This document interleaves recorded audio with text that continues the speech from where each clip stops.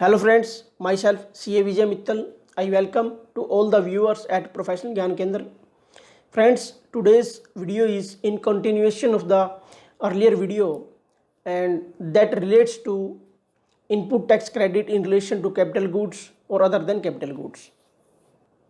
Friends, in today's video we will discuss about Rule 36 and 37 of the CGST Rule 2017.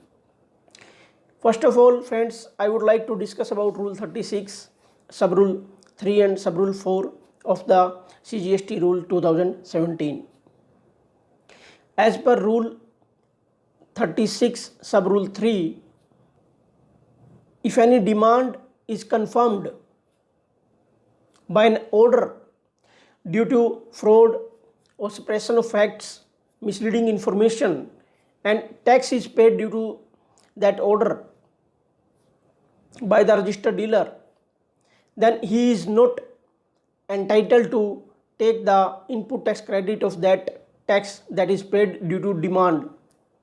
Friends, now I would like to discuss about Sub-Rule 4. As per Section 37, Subsection 1, if the supplier fails to upload the tax invoice or the debit note issued by him on the GST portal, in that case, the recipient will be eligible to take the credit not more than 20% of all the tax invoices or the debit note that are uploaded by the supplier as per Section 37, Subsection 1. Means the recipient of goods are entitled to take the credit of 120% of the input tax that is reflecting in GSTR 2A. It is my personal opinion. There are a lot of confusions and lot of difference of opinions in this regard of the various authors and various speakers. Your view can be differ from my views. As per my personal opinion, as per Section 37, Subsection 1 of the CGST Act 2017, if the supplier fails to upload the tax invoice or the debit note issued by him on the GST portal, in that case, the recipient are eligible to take credit of not more than 20%, means 120% of the input tax credit that is reflecting in GSTR 2A. Now friends, I would like to discuss Rule 37 read with second proviso of Section 16, Subsection 2 of the CGST Act 2017 and Section 50, Subsection 1 of the CGST Act 2017. As per Rule 37, Sub-Rule 1 and Sub-Rule 2, recipient of goods is liable to make payment to the supplier of tax invoice. Recipient of goods is liable to make payment to the supplier within 180 days from the date of issue of tax invoice or the debit note by the supplier of goods. And if he fails to make payment within 180 days from the date of issue of tax invoice or the debit note, as the case may be, in that case, the input tax credit that is availed by the recipient has to be add back to the output tax liability of the month following the 180 days from the date of issue of tax invoice or the debit note, as the case may be.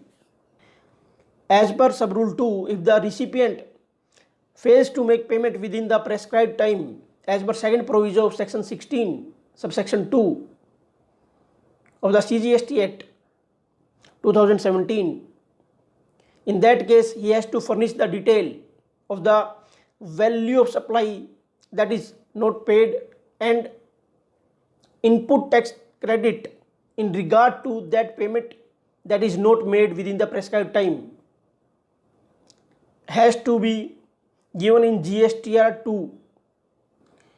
Means in GSTR 2, the recipient has to give the details of the amount not paid and the input tax credit in proportionate to the amount that is not paid, along with the interest that will be charged as per section 50 subsection 1 of the CGST Act 2017 on the amount of input tax credit that is availed in relation to the value of supply that is not paid to the supplier within the prescribed time.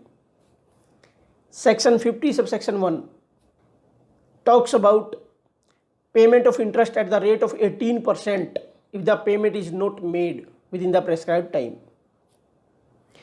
Read with sub rule 3 of rule 37 of the CGST rule 2017.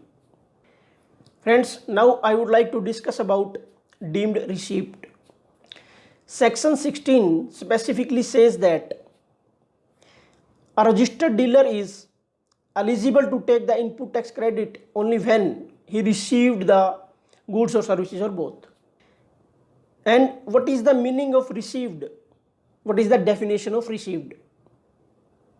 In case of bill to ship to cases, when the recipient of goods direct the supplier to deliver the goods to third person on his behalf, in that case the delivery of goods to that third person will be taken as the date of receipt of goods by the actual receiver of the goods, means the actual registered dealer.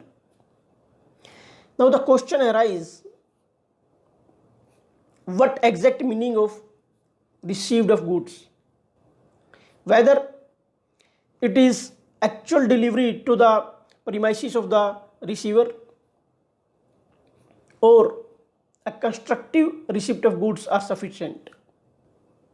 In broad way, I would like to say the receipt of goods will get completed at the utmost satisfaction of the recipient of goods when the further liability in relation to those goods get discharged from the supplier. Means supplier is no more responsible for the delivery of such goods. Those are delivered to the recipient or on behalf of the recipient to any third person. Now friends, I would like to discuss about what will happen when goods are received in installments. If goods are received in installments, in that case recipient of goods will get eligible to claim the ITC when last installment of the goods are received. For example, if the consignment of coal are dispatched from Delhi to Bombay and coal are dispatched in 5 trucks and tax invoice is raised, for example, say on 30th May 2020, 4 trucks reached to the destination on 30th May 2020, but the 5th truck reached after 2 days, say on 1st June 2020.